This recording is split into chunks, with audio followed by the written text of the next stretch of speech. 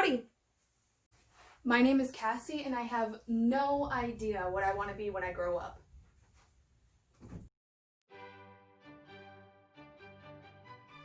As a kid, I was really adventurous, and I loved to explore. I enjoyed trying new things and dreaming of all the things I could someday become. I wanted to be a marine biologist, a zookeeper, an astronaut, a fashion designer. I would read books, draw pictures, play pretend until I found something new to put my focus on. This served me well as a child when my curiosity and bookishness were praised, but as I got older, I started to feel out of place. My peers began planning their future paths, what major they would take in college, what career they planned to build, while I had no idea. I had dozens of interests and passions, and I wanted to do them all. I've been a sculptor, a chef, a teacher, a TV personality, a radio writer, a translator, and more.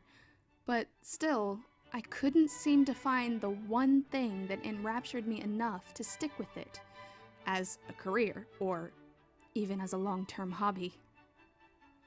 I used to berate myself for being flighty, and I thought there was something fundamentally wrong with me. That was until recently when I discovered the author, Sher. Her book, What Do I Do When I Want to Do Everything?, instantly caught my attention. The title itself is a question I've asked my entire life. In the book, she says that she has found people to fall in one of two categories. There are divers, those who find one focus in life and fully dive into the subject and all its aspects. And then there are scanners, people like me who are curious about numerous subjects and often flit from one interest to another. This can be both in their personal and professional lives. Scanners have many hobbies and often find themselves juggling several at a time. In a career, a scanner rarely finds fulfillment in a stagnant role. We need something that allows the freedom to explore new skills and ideas, so to sate our hunger for adventure. I'd like to share one passage from the book that really resonated with me. The story of Phil, a man who found his niche after taking on a proofreading job. The job surprisingly had many opportunities for him to solve various problems and work on projects that weren't always related to his job description. Because of his curious nature, he brought numerous skills to the table that he had picked up before he ever began the job, which allowed him to take on odd jobs in the office and eventually got him promoted. He was rising in ranks so quickly, his boss asked if he would like to become the general manager of the company. Before I even read the next sentence, I knew what his answer would be. What do you think he said? He said no. Why would he refuse such a grand promotion? When his boss asked him what he wanted, Phil replied, "I like things the way they are. This is a friendly place, and everything is interesting. You let me do lots of different things. I have no complaints at all." I easily could have said the same words myself if I were in the same position. I am lucky to be in a position that allows me some freedom of exploration, like in Phil's story, and my job holds less of a threat of stagnation. Still, the pressure to be an example to my colleagues and to take on a managerial role is still there, not only within the career world, but also in my personal life. Many of my family members have been in managerial positions and think it's the obvious course for everyone. They don't fully understand how I could refuse a higher paying position. The thing is, management is not interesting to most scanners. Telling other people what to do and how to do it, or in nicer terms, leading a team, while an interesting challenge once in a while, is not worth the pay raise to people who like to have their own hands in the proverbial clay. And that's okay. Not everyone needs to become a manager or a boss, even if that's what most people think that the natural trajectory of climbing the ladder is. Personally, as long as my basic financial needs are met, I'd rather take the lower-paying, lower-ranking job that allows my curious nature to go wild. Being a leader doesn't interest me. Maybe the saying should go, Jack of all trades, master of no one? I digress.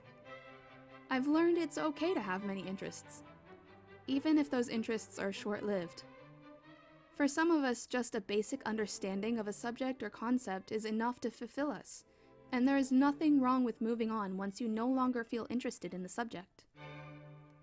Let's give in to our hunger for knowledge and adventure more often, and don't beat ourselves up if something doesn't grab our attention for longer than a moment.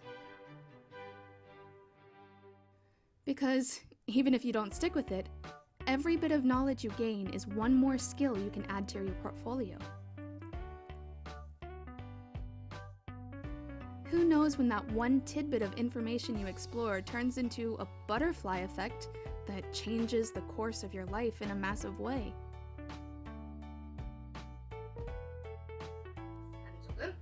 영어 이렇게 적고 열심히 공부합니다.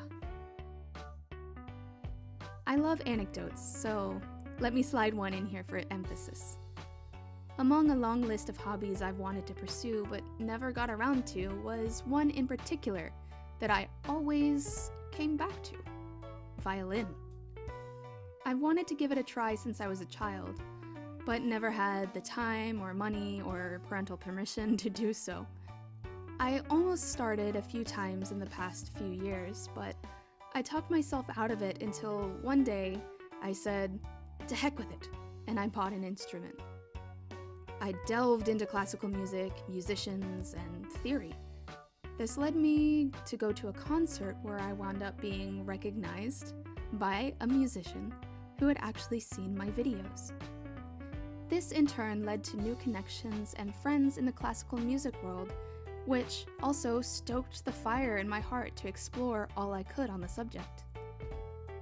What was something I merely dabbled with turned into a passion that may very well become my first lifelong passion. But even if it doesn't, even if I set down my violin and I never pick it back up again, it would have been worth it for the friends that I've made and the skills that I've picked up along the way. Imagine if I hadn't finally given in to the impulse to give violin a shot. My life would be radically different today. Picking up this hobby has done wonders for my social life, my self-esteem, and my confidence. Naysayers would have us believe it's not possible to learn an instrument as complex as violin as an adult, or that if you are likely to give it up, then it's useless for you to even start. Curious souls like myself are often discouraged from their explorations for the same reasons. Yet, how could you know if you never try?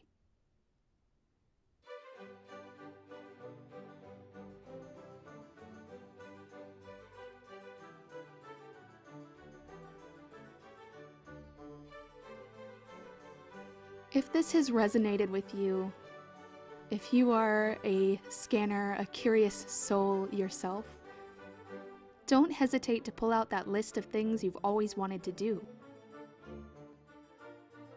Let's go on this journey together.